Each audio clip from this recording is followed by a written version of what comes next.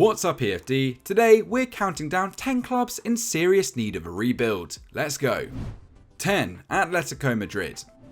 They may have scored more goals than anyone else in La Liga and taken more points than anyone bar Barcelona since the World Cup, but question marks still hang over Atlético Madrid's long-term prospects. Long-serving manager Diego Simeone was rumoured to be leaving at the end of the season, and although a recent report from El Periódico de España revealed he would instead take a pay cut to see out the rest of his contract, that still expires in 2024. A well-thought-out succession plan would be wise, as would a transfer strategy to rejuvenate one of the oldest squads in Spain, with 6 of Simeone's top 11 appearance makers this term in their 30s and only one of them under 28. Even Memphis Depay, who has impressed since his January move from Barcelona, turns 30 next year, and so a long-term answer is needed at centre forward, as well as a successor to Koke, upgrades in the full-back positions and a general new back line. Who the club end up targeting ultimately depends on who they want in the dugout in 2 years' time. With Antonio Conte, Mauricio Pochettino and Luis Enrique all available as this goes out, there is a range of characters and playing styles to choose from. 9. Lyon.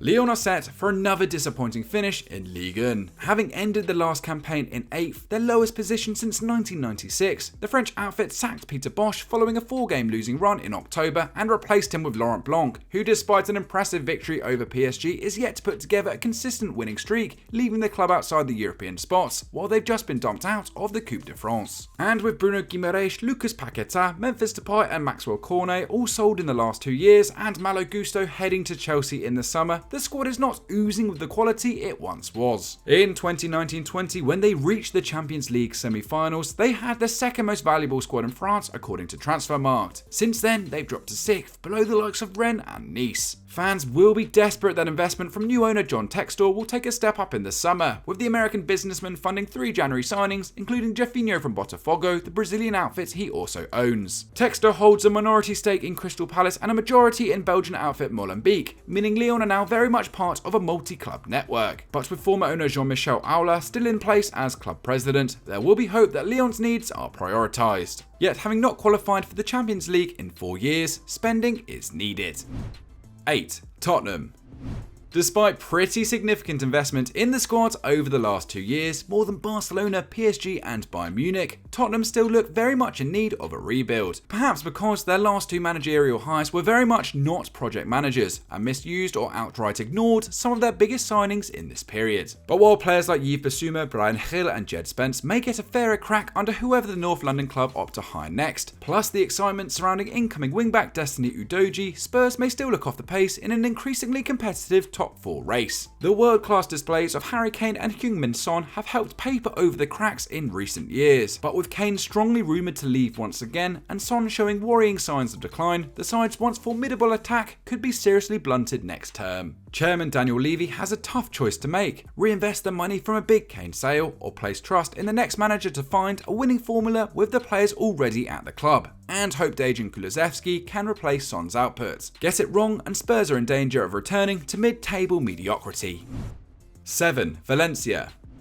Unlike most clubs on this list, Valencia possess a pretty young squad, the youngest in La Liga in fact. But having lurched from crisis to crisis during almost a decade of Peter Lim's deeply unpopular ownership, the Spanish outfit find themselves mired in a relegation battle, partly the result of selling numerous key players over the last few windows and doing little to adequately replace them. Since 2020, Lim has brought in around €230 million through player sales and spent just €26 million on new recruits, relying heavily on free transfers for established stars like Edinson Cavani and Samu Castillejo, and loan deals for younger talents like Samuel Lino and Justin Kluivert, as they attempt to plug the gaps left by the departures of Dani Parejo, Ferran Torres and Gonzalo Guedes, among others. And despite the protests against Lim's ownership raging as strong as ever, there seems to be no plans to sell, with a recent report by The Athletic's Dermot Corrigan suggesting the current regime will stay in place until the club's new stadium, which has been a concrete shell since 2009, is completed. There was hope last year following reports that plans were in place for the new Mestalla to be opened in 2025,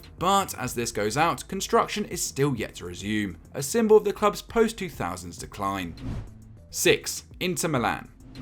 Having won Serie A at a canter in 2021 and coming within 2 points of retaining the Scudetto last term, Inter's drop-off this year has been significant, with the Nerazzurri quickly dropping out of the title race and now aiming to cling on to a Champions League spot in 2022-23. Of course, they have reached their first UCL quarter-final since 2011, but that will be little consolation if they fail to qualify for next season's competition, with the club in dire need of revenue with a €275 million loan to pay off next year, and given they have the oldest squad in Serie A with an average age of 28.3 years, they can't afford to go on without investment in the transfer market. Having reportedly rejected a €60 million offer from PSG for Milan Skriniar last summer, the Slovakia international is now set to leave for free, leaving a huge hole in their back line, while Handanovic, De Vrij and Dzeko all see their contracts expire in June, and if they are forced to sell Barella and Martinez, they'll need to build an entirely new spine. Worrying times in the blue half of Milan.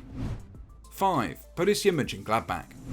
Speaking of having to build a new spine, Borussia Mönchengladbach have lost their best defender and long-time number 1 goalkeeper since last year, have top scorer Marcus Thuram, left-back Rami Bensebaini and attacking midfielders Lars Stindl leaving for free in the summer, and will have to fend off interest in their young midfield sensation Manu Kone, who's wanted all over Europe. That's not to mention Nico Elvedi and Florian Neuhaus, who both see their contracts expire next year. The situation doesn't suggest Die Fohlen are going to get much in the way of transfer fees for their key players, and replacing them effectively on a budget will be tough. If they're not careful, we could be looking at a Bundesliga relegation candidate in the next 2 years. It's no surprise that this squad building nightmare has occurred in the wake of Max Eberl's departure. The long-time sporting director, who resigned last year citing exhaustion, is now at RB Leipzig, a move that provoked anger from Mönchengladbach's die-hard support base. Successor Roland Verkus has a serious job on his hands to ensure they can rebuild a side worthy of their top-flight status.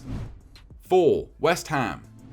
After their seemingly impressive transfer business last summer, we wouldn't have expected to see West Ham on a list like this. But with the East London club embroiled in an unlikely relegation battle and increasingly likely to sell captain Declan Rice in the summer, a rebuild project could be afoot. Like Inter, the Hammers possess the oldest squad in their league, and emergency signings like Danny Ings haven't helped that. And speaking of strikers, the overworked Michail Antonio turns 34 next year, meaning either the club puts more trust in Gianluca Scamacca or another forward signing is needed. And with their starting fullbacks in their 30s, new blood is needed there too. But midfield is undoubtedly the area of most concern, with Thomas Souček the only deep-lying specialist midfielder in the squad aside from Rice. It may be a little while before we see the Hammers challenging for Europe again, especially if they drop into the Championship.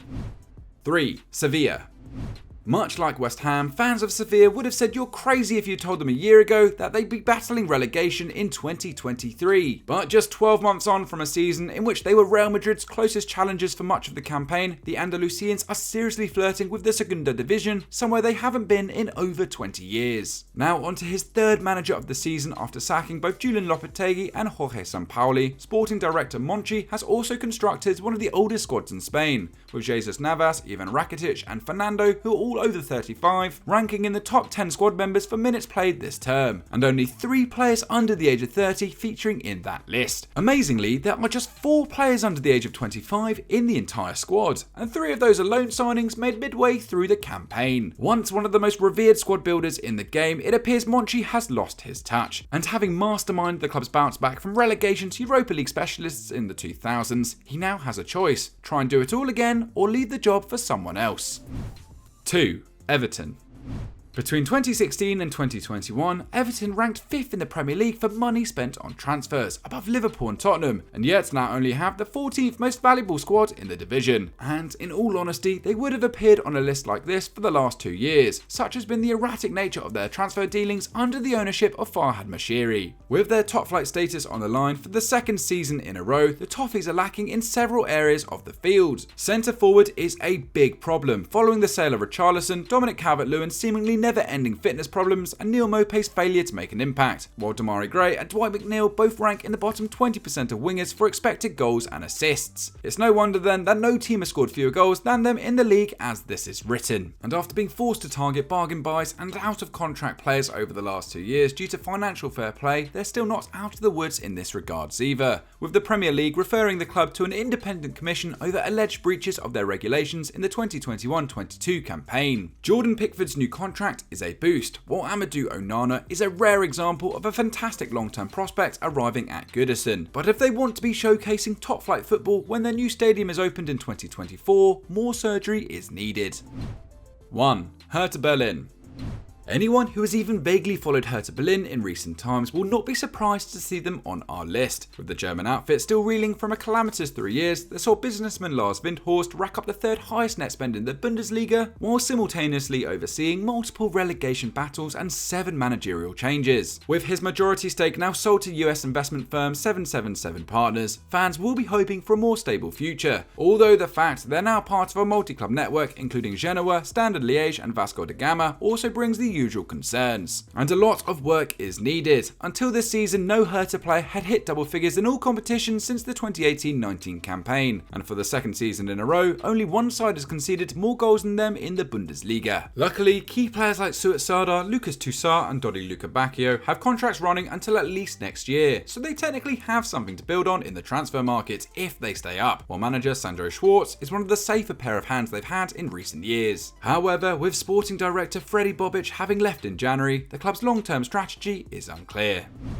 So that was our list of 10 clubs in desperate need of a rebuild, but who have we missed out? Let us know in the comments down below, and who do you fear for the most? We want to hear that too. As always, like the video, subscribe to EFD and hit the notification bell if you haven't already, and we'll see you next time. Bye bye.